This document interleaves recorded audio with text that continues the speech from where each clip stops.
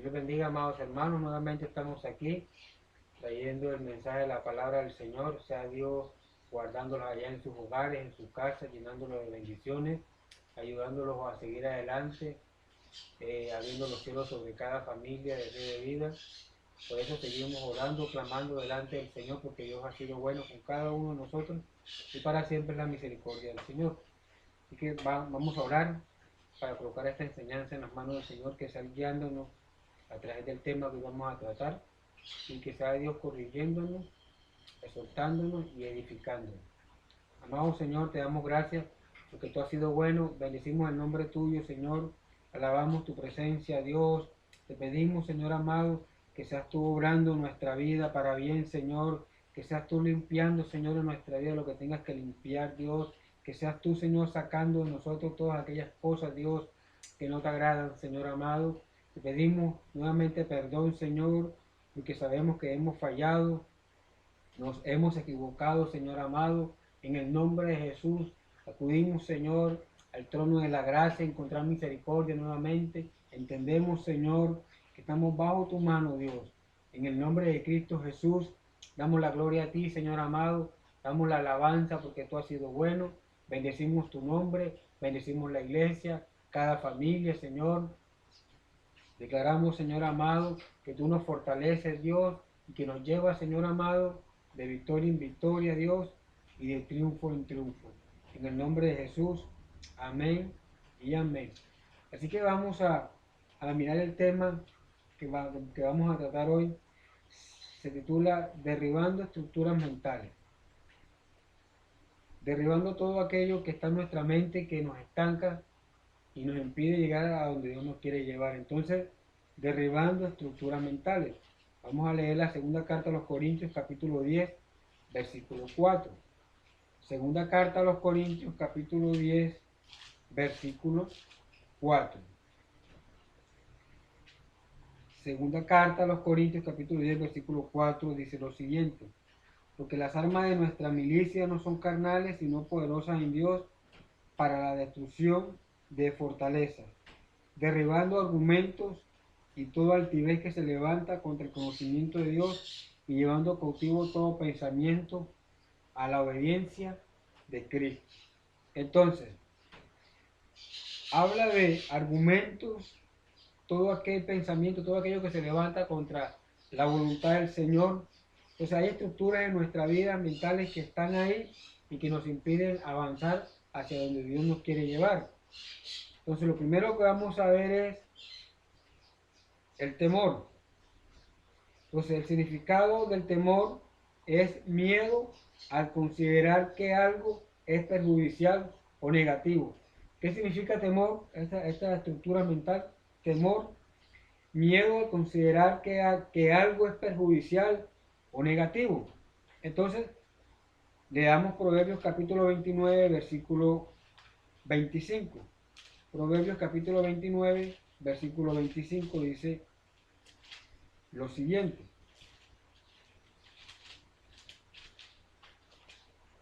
entonces dice la palabra del Señor en Proverbios 29, 25: el temor del hombre pondrá lazo, mas el que confía en Jehová será exaltado.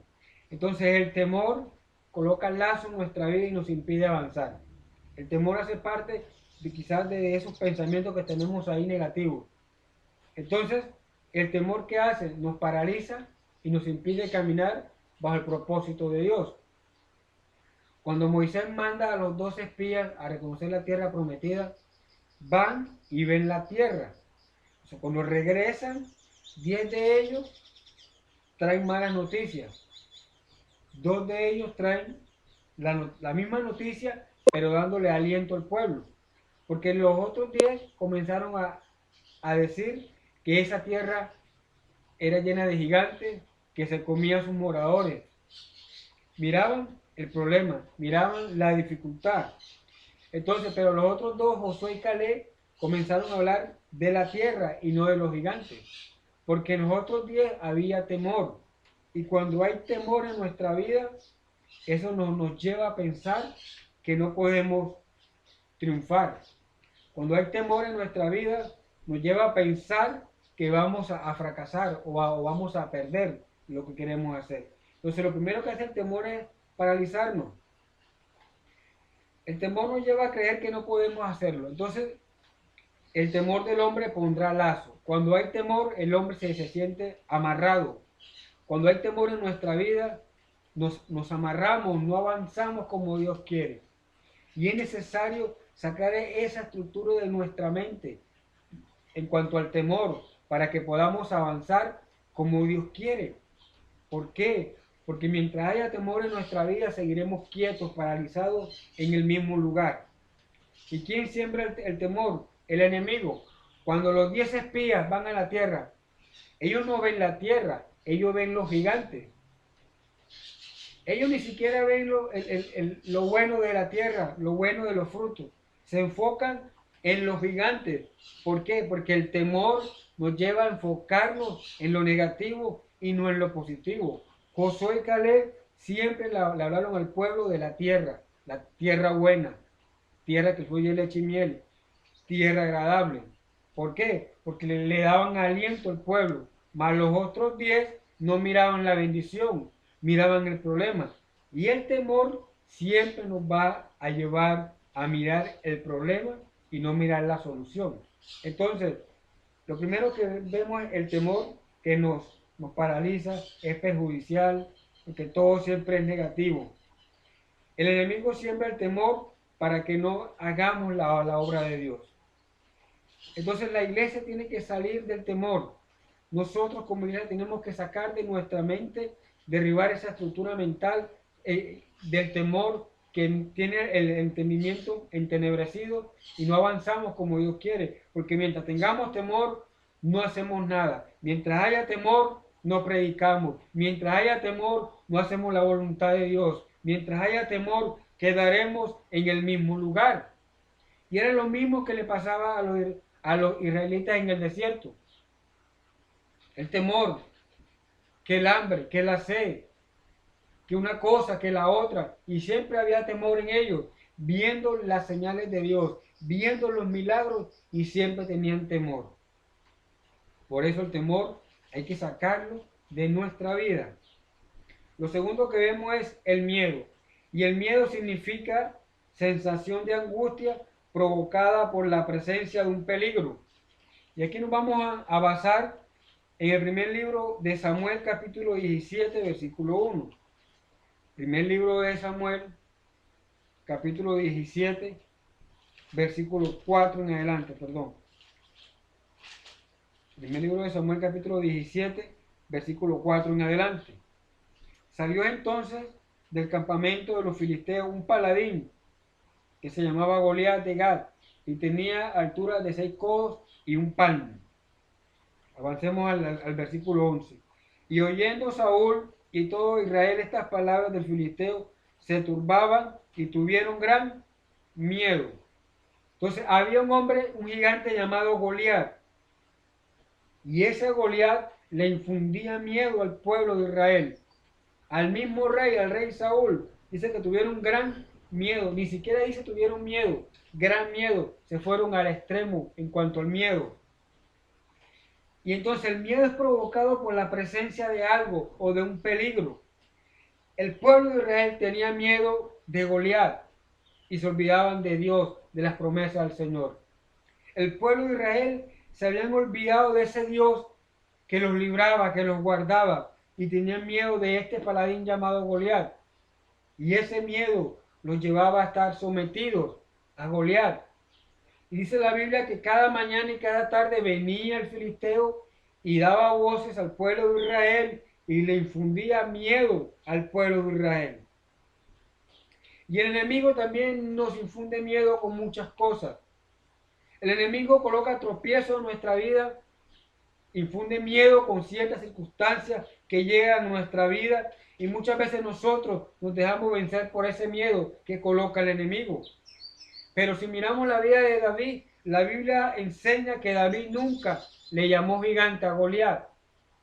Israel llamaba a Goliat gigante. Israel nunca David nunca le dijo gigante a Goliat, porque el gigante que David conocía es el poderoso gigante, el Dios de Israel.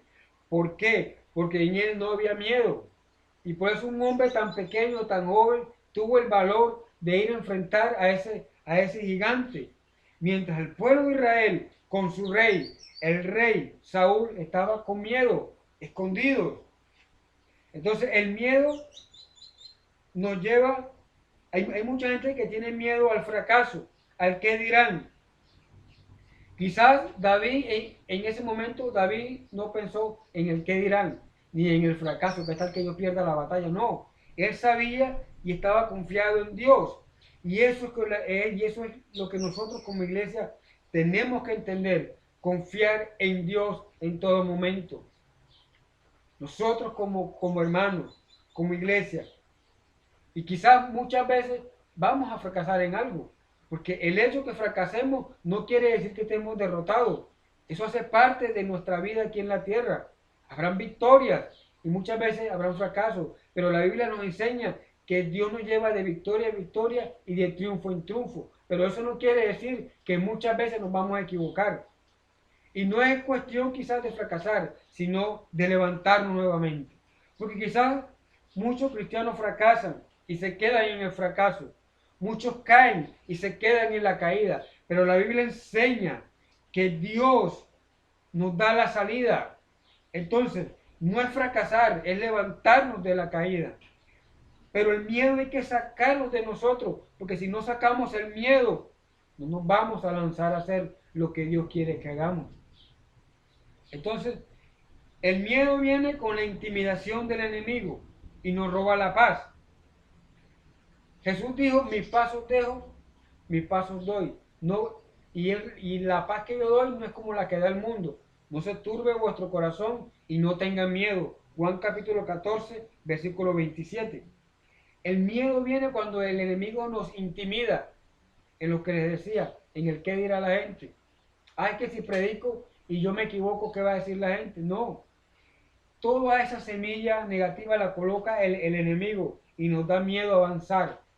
Y por eso lamentablemente hay mucha gente que tiene dones, tiene talento, tiene muchas cosas que Dios le dio y ahí lo tienen escondido. ¿Sabe por qué? Por el miedo al que diga la gente, el miedo al fracaso quizás, el miedo a no avanzar, el miedo a quedarse en el mismo lugar. Pero Dios no nos dio un espíritu de cobardía, iglesia. Dios nos empoderó, nos capacitó. ¿Para qué? Para que hagamos grandes cosas. Pero el miedo muchas veces nos tiene ahí quietos. Y el miedo hacía que el pueblo de Israel se quedara quieto. El miedo hacía que el pueblo de Israel obedeciera a Goliat, a los filisteos. Y fue necesario que Dios levantara a David para destruir a ese gigante, para acabar con el miedo del pueblo de Israel. Entonces, ¿cómo se vence el miedo? Confiando en Dios. ¿Cómo venció David el miedo a Goliat? Aunque él no tenía miedo, era el pueblo, pero confiando en Dios. Porque él enseña la palabra del Señor, que él dice que con él está Jehová de los ejércitos. Entonces, ya vimos el temor, el miedo. El tercer argumento mental es la cobardía. Y la cobardía es algo también que nos afecta mentalmente. Y eso es lo que dice Apocalipsis capítulo 28, capítulo 21, versículo 8. Pero los cobardes e incrédulos no heredarán el reino de los cielos. Entonces, la cobardía significa la falta de valor para enfrentar situaciones difíciles. Entonces, Dios no nos hizo para que fuéramos cobardes, iglesia, hermano, hermana. Dios nos creó con la capacidad de afrontar las situaciones difíciles. Dios nos creó con la capacidad de avanzar. Dios nos creó con la capacidad de ir hacia adelante y no echar para atrás. Pero la cobardía nos hace retroceder. La cobardía nos hace retroceder. Y eso es lo que nos habla Jueces capítulo 7, versículo 3. Cuando Dios llama a Gedeón. Y comienzan a mirar al pueblo. Y comienzan de los 32,000 soldados de Israel. Y Gedeón dice, el que tenga miedo, regrésese. Y eso hace la cobardía, el miedo, nos hace regresar. Y de ese campamento de Israel, de 32.000, se regresaron 22.000. ¿Por qué? Porque fueron cobardes. Y los cobardes no van a heredar las promesas de Dios. La iglesia necesita sacar la cobardía. La iglesia debe entender que Dios nos dio un espíritu de valentía. Tenemos que sacar la cobardía. De lo contrario, estaremos como esos 22.000, siempre regresando. Avanzamos un paso y regresamos. Avanzamos 2 pasos y regresamos. No, la cobardía hay que sacarla de nuestra mentalidad. Porque la cobardía no agrada a mi Señor. La cobardía limita nuestras capacidades dadas por Dios. Entonces ahí es donde mucha gente que Dios tiene el talento, tiene el don, pero la cobardía que el enemigo siembra lo limita y se quedan ahí. Entonces, el ser cobarde nos aleja de Dios. La Biblia enseña que Jesús fue un hombre valiente hasta el día que lo fueron a buscar en el huerto de Getsemaní. Les dijo a los soldados: yo soy el que buscáis. Un hombre valiente, no fue cobarde. Y nosotros también como iglesia tenemos que ser valientes espiritualmente. Tenemos que militar en el espíritu y no en la carne, porque solamente los valientes arrebatarán el reino de los cielos. Entonces, saquemos la cobardía, esta estructura mental que nos estanca, esta cobardía que muchas veces nos tiene amarrado, atado al pasado, a los fracasos del pasado, y pensamos que nos va a volver a suceder lo que ya pasó. Entonces eso nos estanca. La cobardía nos lleva a negar nuestra fe. Eso hace la cobardía. Eso hace que muchas veces neguemos nuestra fe en las circunstancias difíciles. Eso hace que neguemos lo que Dios nos ha dado en las circunstancias difíciles. Entonces, iglesia, Dios no nos dio un espíritu de cobardía, sino de poder y dominio propio. Tenemos que sacar la cobardía de nosotros. Tenemos que sacar todo eso que nos está limitando y nos impide hacer la obra de Dios aquí en la tierra. Porque Dios estableció su iglesia, a nosotros la iglesia, para hacer la obra. No para que tenga temor, no para que tenga miedo, no para que sea cobarde, sino para que lleve el evangelio a las naciones, a los pueblos.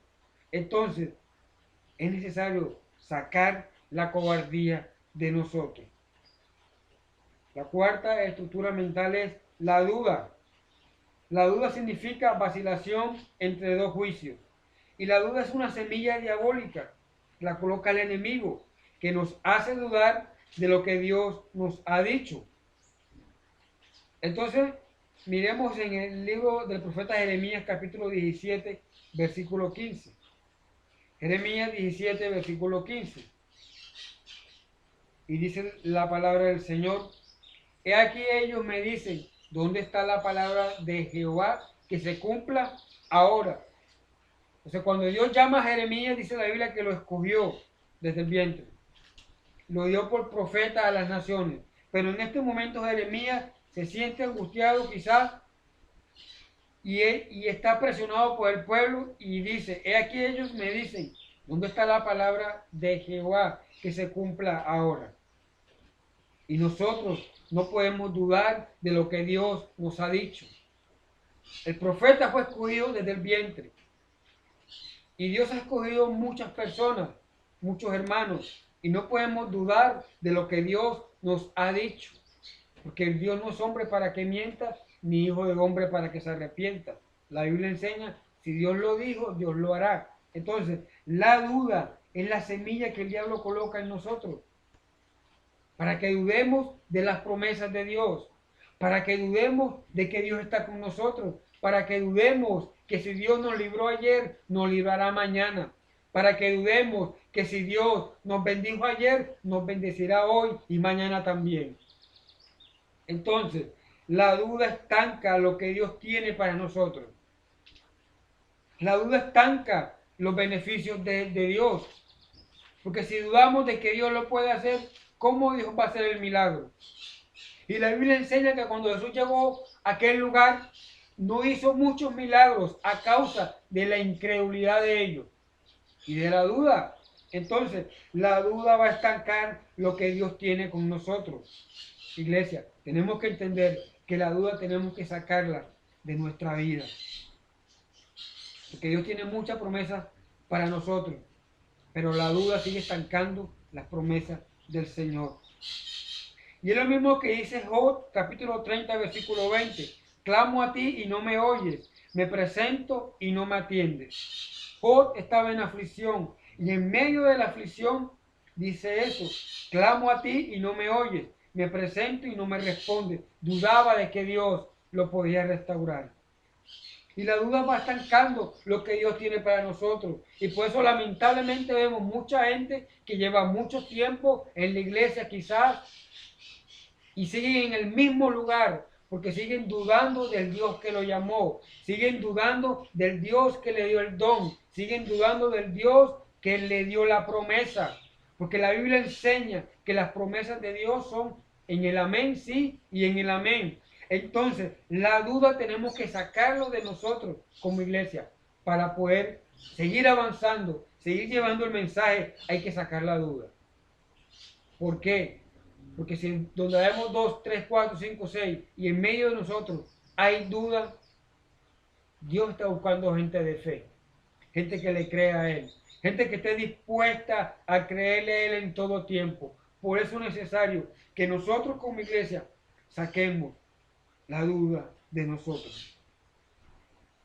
Entonces la duda hace que quitemos la mirada de Dios y la coloquemos en las circunstancias. Es lo mismo que le dijo Jesús a Pedro cuando iba caminando sobre el mar.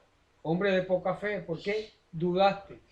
Cuando llega la duda a nuestra vida, dejamos de mirar a Cristo, dejamos de mirar a Dios, dejamos de mirar la solución y comenzamos a mirar la dificultad y el problema. He ahí el problema de muchos cristianos. Muchas veces caemos en el error de quitar la mirada de Cristo Jesús, de quitar la mirada del Salvador del mundo, de quitar la mirada de aquel que nos redimió con su sangre y lo colocamos en el problema matrimonial y lo colocamos en la falta de dinero y lo colocamos en el problema entre hermanos y lo colocamos en todo aquello que es pasajero. Escuche bien, la Biblia enseña que las cosas que se ven son pasajeras, mas las que no se ven son eternas. Entonces, tenemos que comenzar a mirar lo eterno y no lo pasajero, porque lo pasajero muchas veces nos lleva a dudar de Dios. Lo pasajero muchas veces, lo efímero, lo que podemos tocar, lo que podemos ver, muchas veces nos lleva a dudar de Dios.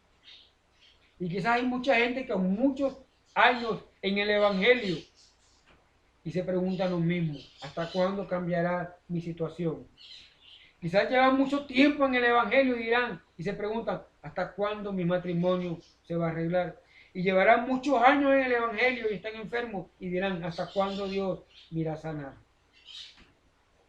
Tenemos que sacar la duda de nosotros para poder entender que Dios quiere una iglesia que le crea y que tenga fe.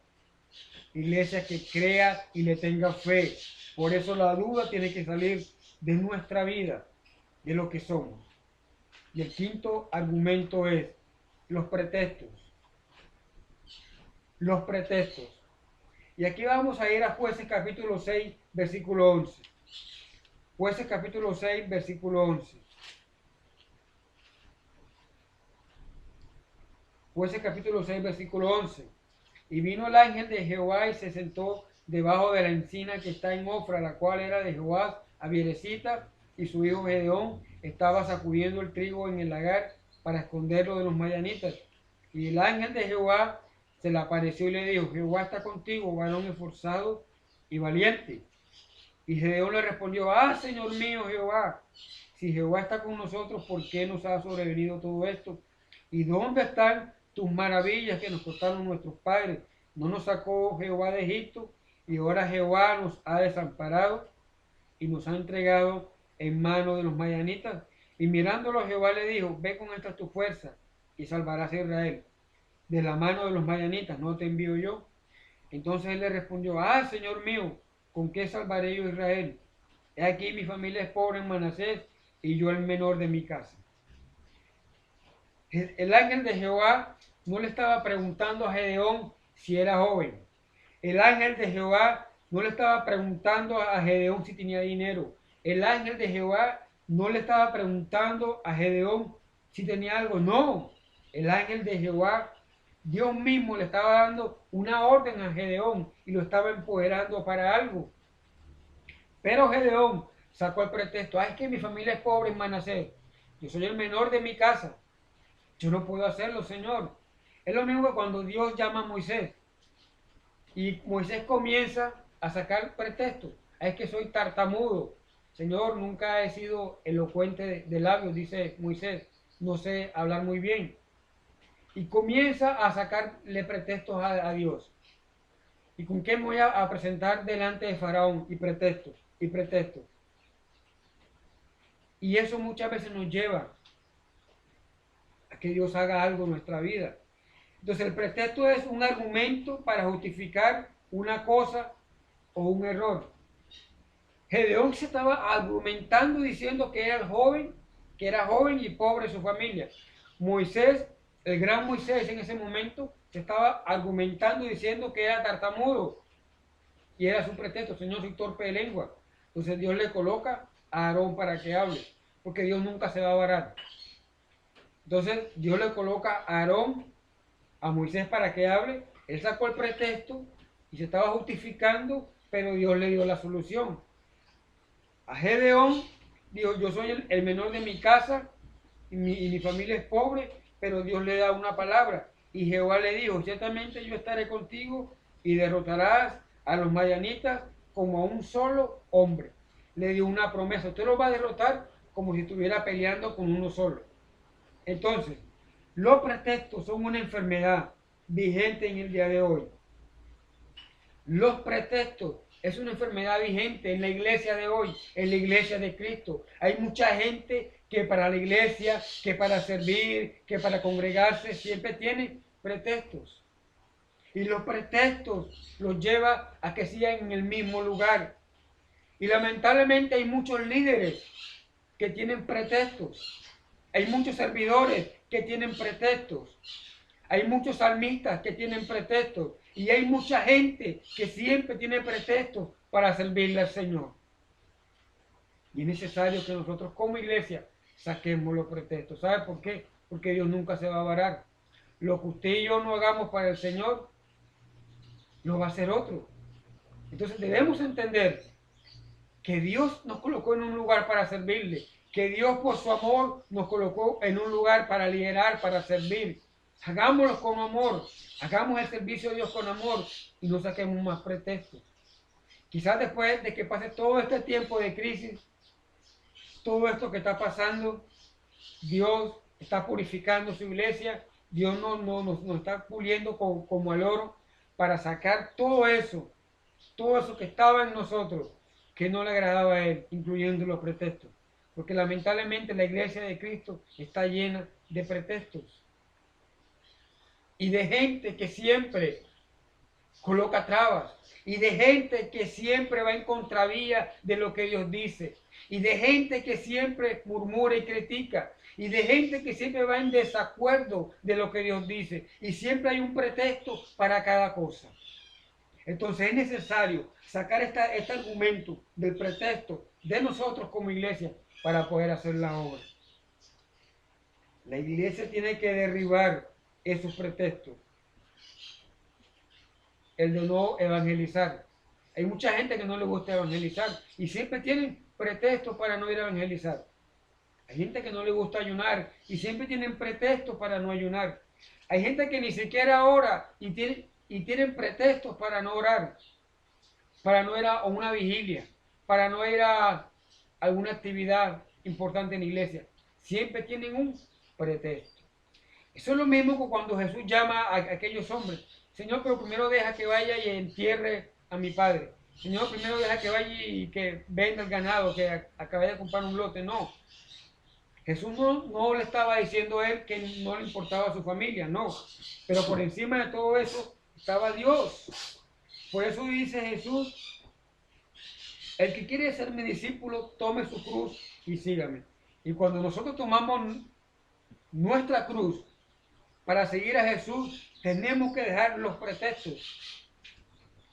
¿O usted ve a Jesús en la Biblia sacando alguna vez un pretexto para no hacer la obra? Jesús de día y de noche caminaba y caminaba llevando el mensaje. Y la iglesia de hoy, la iglesia del Señor, la iglesia que está llena del Espíritu Santo, a la iglesia que Dios le encomendó la tarea, es necesario que esta iglesia de este tiempo saque los pretextos para poder avanzar. ¿Sabe por qué? Porque la venida del Señor está cerca. ¿Por qué no vamos a presentar delante del Señor con pretextos? Si la venida de Cristo está cerca, nosotros tenemos que anunciarle a la gente que la venida del Señor está cerca. Pero si tenemos una iglesia llena de pretextos, llena siempre de argumentos negativos, llena siempre de cosas contrarias a la palabra de Dios, de cosas contrarias a los siervos que Dios colocó, entonces siempre estaremos en el mismo lugar. Por eso, amado hermano, amada hermana, es necesario sacar los pretextos de nuestra vida para que podamos hacer la obra de Dios. Entonces saquemos el temor, derribemos el miedo, derribemos la cobardía, derribemos la duda y derribemos los pretextos.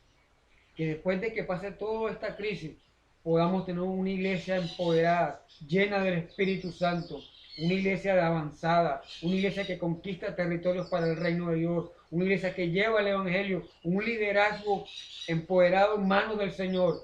El liderazgo de Río de Vida debe ser un liderazgo lleno del Espíritu Santo, lleno de la presencia del Señor y un liderazgo prudente en sus labios y un liderazgo que no saca pretexto para hacer la obra de Dios. Dios los bendiga en sus hogares. Vamos a orar. Que Dios nos ayude, derribemos todos estos argumentos que el diablo coloca en nuestra vida para que podamos avanzar. Así que yo le invito ahí que oremos delante del Señor. Amado Dios, te damos gracias porque tú has sido bueno. Bendecimos tu santo nombre, Dios.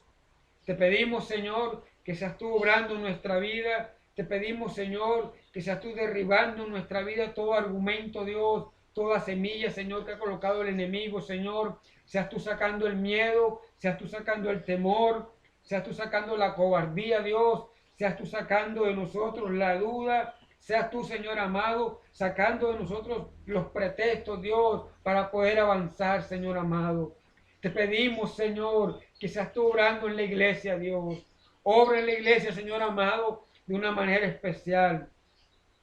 Obra, Señor, en cada integrante de Río de Vida, Señor. Llena nuestra vida, Señor, con tu Santo Espíritu. Llena, Señor, a cada familia, Dios. Llena nuestra iglesia, llena tu iglesia, Dios, para que podamos hacer la obra, Dios. Entendemos, Señor amado, que gran trabajo nos espera, Dios. Entendemos, Señor amado, que una iglesia avivada será una iglesia sin temor, que una iglesia avivada será una iglesia sin miedo, que una iglesia avivada sea una iglesia sin cobardía, que una iglesia avivada sea una iglesia sin duda, que una iglesia avivada será una iglesia que no tiene pretextos, Señor, porque somos guiados por tu palabra, porque somos guiados por tu presencia, Dios amado. Creemos en ti, Señor, que seremos, Señor, ese rebaño, Dios, que te mira a ti en todo tiempo, Señor.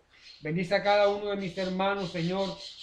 Bendice, Señor, a los hombres, a las damas, Señor, a los jóvenes, a los niños, Señor, de Río de Vida, en el nombre de Jesús. Bendice, Señor, abre los cielos, Señor, sobre cada hogar. Bendice, Señor, provee el alimento, Dios, trae sanidad al enfermo, trae restauración al que lo necesita, Dios, trae libertad también al que lo necesita, Señor amado, en el nombre de Jesús. Creemos en tu palabra, Dios, y creemos, Señor amado, que seremos una iglesia avivada por el poder del Espíritu Santo. En el nombre de Jesús, bendecimos este momento, bendecimos tu palabra y la creemos, Señor, en el nombre de Cristo Jesús. Amén y amén. Dios les bendiga, amados hermanos. Espero que esta palabra quede en su corazón y podamos entender que somos una iglesia que Dios llenó y una iglesia que no tiene temor. Dios les bendiga. Nos vemos en otra ocasión.